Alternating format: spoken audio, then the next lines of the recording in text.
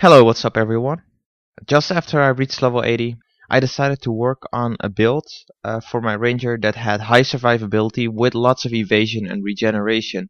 So the build strengths are high health regen, we're able to out-heal most of the enemy damage, we are very mobile in combat with lots of evasions coming from weapon sets and increased endurance regeneration, which allows us to dodge a lot more often.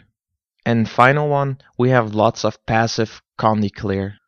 Starting with our trait points, the first 30 points will be in wilderness survival.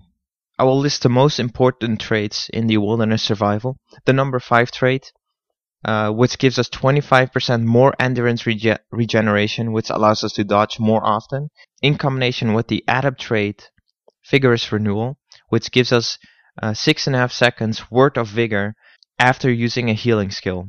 So that's 100% extra endurance regeneration, which allows us to dodge twice as often during that time.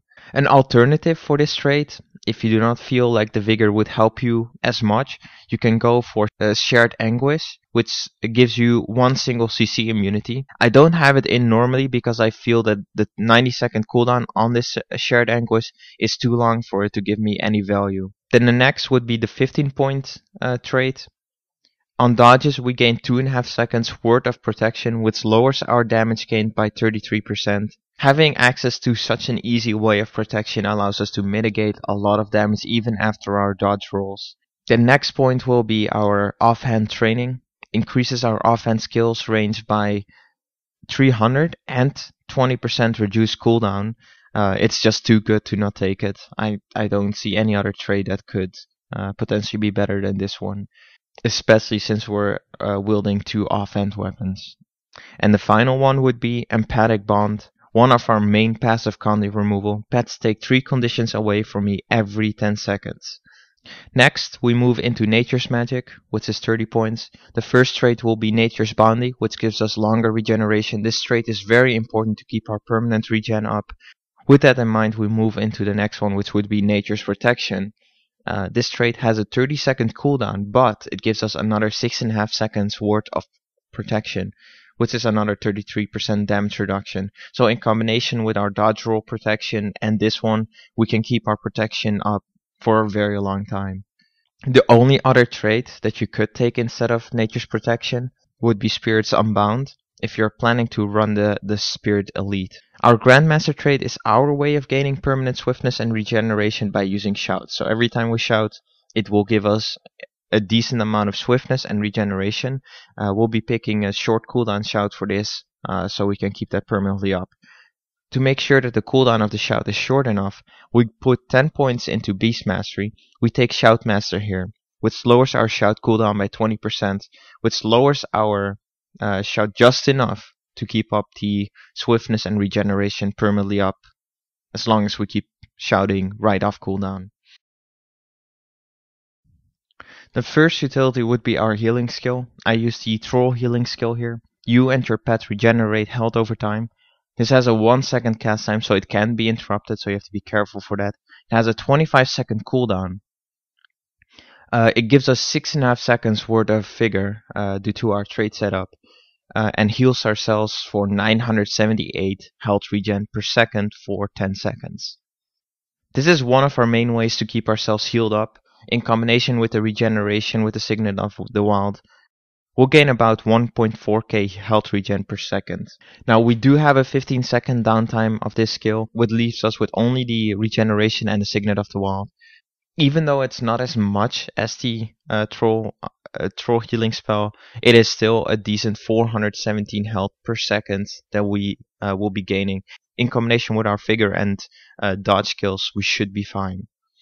Now if you run in a group, or you're not much of a kiter, you do not like running around, you can take the Healing Spring. The Healing Spring creates a spring that heals you, your pet, and your allies. It also cures conditions on allies. This skill pulses, I think, every 2 seconds, which cleanses one condition then.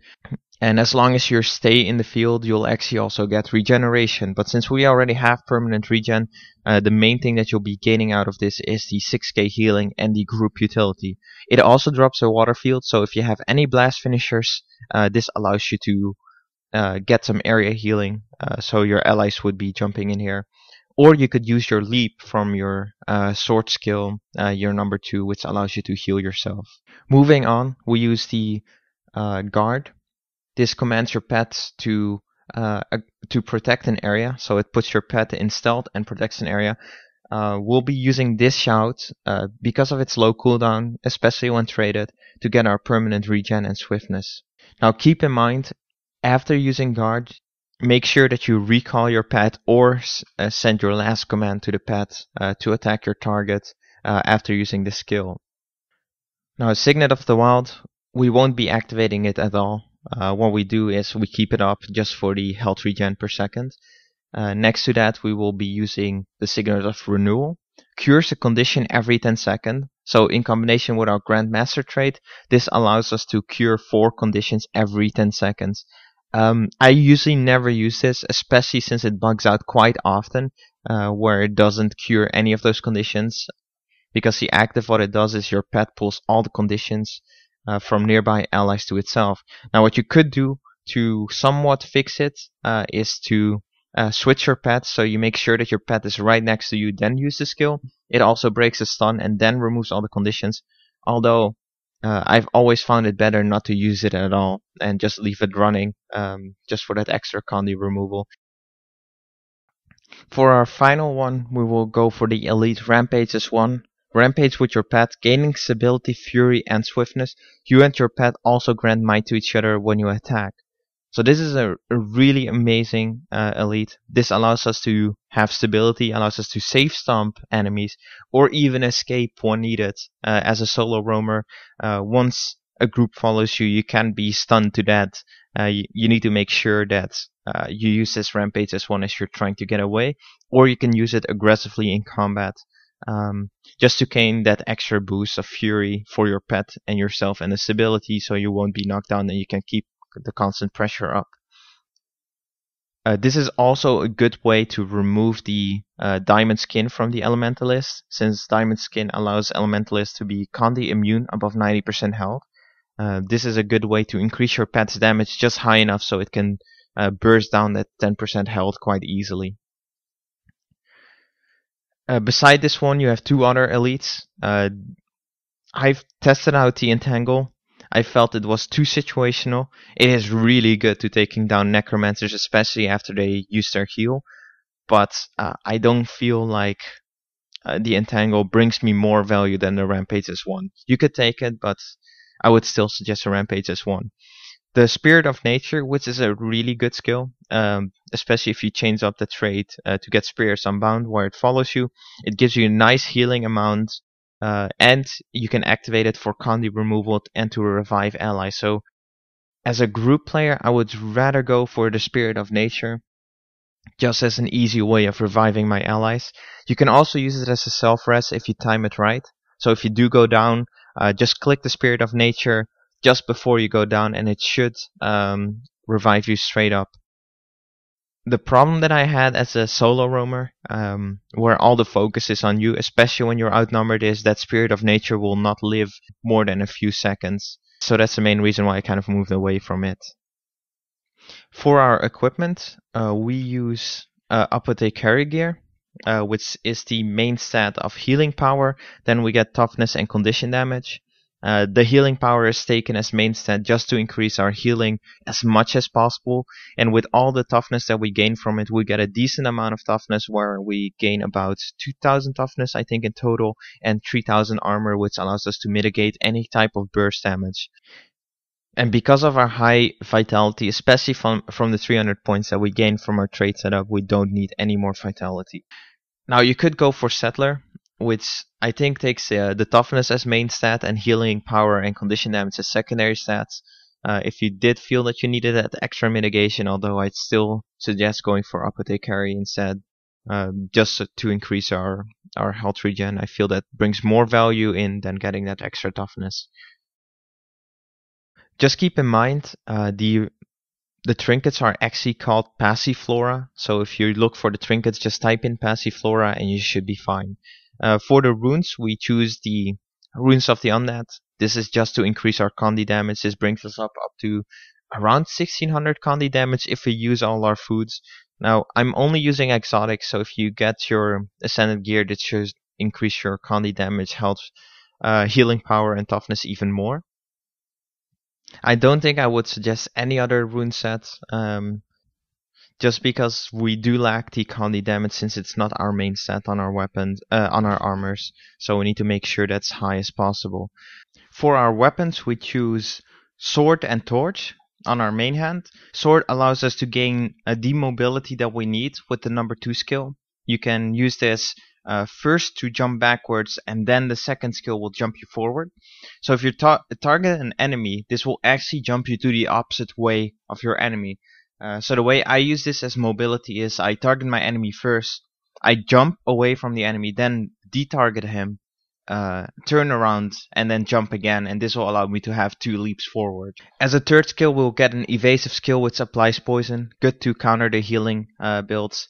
Our number 4 and 5 from the torch will be our main burning damage. Number 5 allows us to drop a fire field. This fire field, we can use the leap inside of this fire field to get a fire aura. This will give us stacks of mites every single time we get hit by the enemy, and also give extra burning damage. Our secondary weapons will be axe and dagger. This will be our main condition damage. Our number 5, which is a cripple from the dagger, it applies also 3 stacks of bleeding. Number 4 is just like the number 3 of sword.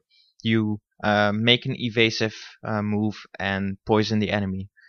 Our number 3 is another way of keeping our enemy chilled, so they get minus 66% movement speed and minus 66% skill recharge rate, and at the same time we give them weakness, which means they get 50% less endurance regeneration, so less dodges, and 50% fumble, which means that their damage gets restricted.